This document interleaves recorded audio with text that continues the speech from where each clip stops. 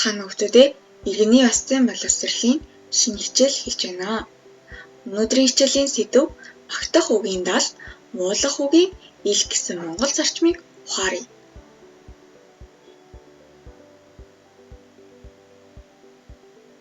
Монголчууд үр хүүхдээ нүүрэн дээр нь магтдаггүй байсан уламжлалттай ард түмэн билээ.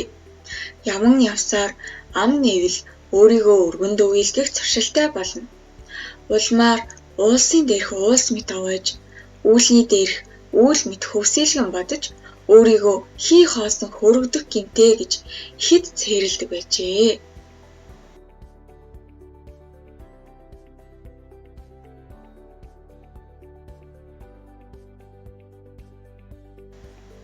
Монголчууд үр хүүхдээ нүүрэн дээр нь магтдаггүй байжээ гэсэн санааг дараах хоёр жишээгээр дэлгэрүүлэн тайлбарлаарай. За, эхний ихийг багш нь уншиж өгье. Наадмын маргааш барилдаж өзөөрлээд цай яотонгоор шагнуулаад гэртээ ирэхэд ээж минь бүхийн байнаас адис аваад орхондоо тавьж байсан юм. Баярлсан сэтгэл нь намайг магтсан магтаал нь тэр л байсан. Тэр үеийнхэн магтаж бас өмөрч сүйд болдоггүй байж. За, хоёр дахь их нь өвөө маань хүнийг барагтаа бол магтахгүй. Харин гарцаараа хэлэх яриахаа төвөггүй ойлгуулдагсан.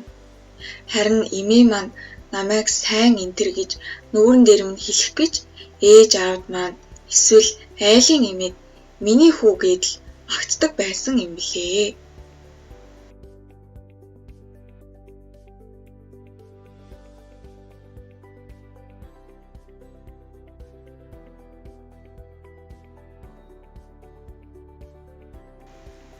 Монголчуудын магтах үгийн далтан тустай гэж хэлэлцдгийн учрыг дараах жишээгээр тайлбарлаарай. Миний хийсэн бүтээсэн зүйл маань их л магтуулах талдаа байсан. Тэр нь магадгүй намайг сайн юм хийхэд муугаар нөлөөлсөн ч байж болно. Магтаал гэдэг бол цагаа болохоос өмнө ирчихвэл их л том алгаа юм билээ л дээ. Яг болсон, бүтсэн, хийсэнтэй таарсан магтаал бол урам л юм билээ. Миний өмнөөс харамсаж, халаглаж явдаг олон хүн бий. Спорт урлаг хоёрт хүч үзэж явхад минь олон хүний магтаал сайшаалын үг магадгүй намайг ивдсэн, өөртөө эртгэд хүргэсэн байх. Яах вэ? Тухайн үед ах нь ааг омогтой шатсан залуу явж алдаа онооны аль нь байсан байх. Магтаалын үгэнд бялуурч алдаж гიშгэхэд хань минь дэрдээс минь төвшиж тулж басгасан юм.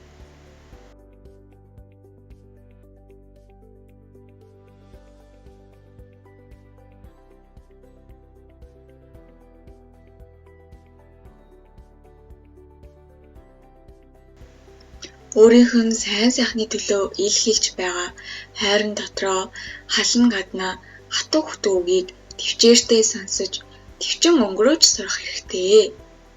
Хүн хэдий сайнч хэлхээс наашгүй, цаас хэдий нэмгэнч жичгээс наашгүй гэдэг шиг ухаарал өгсөн ташуурын амттай үгийг үе үе сонсож байхад гэмгүй.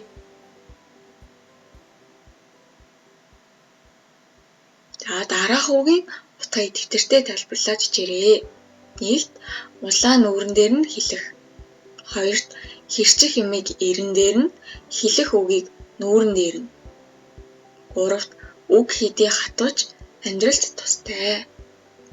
Дөрөв зэмлэх үгийн илэн бахтай, магтах үгийн далтан урамтай.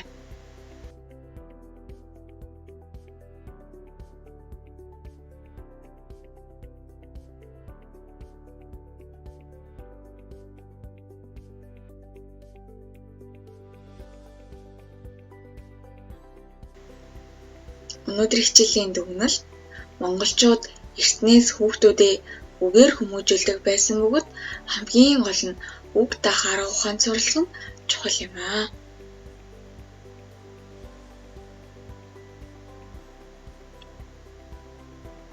Гэрийн даалгавартаа гэртээ ээж аавууд ямар үед эхлээд хүний үгийг сонс гэж хэлдэг вэ? Сайтар тунгаагаад дэвтэртээ бичиж ирээрэй.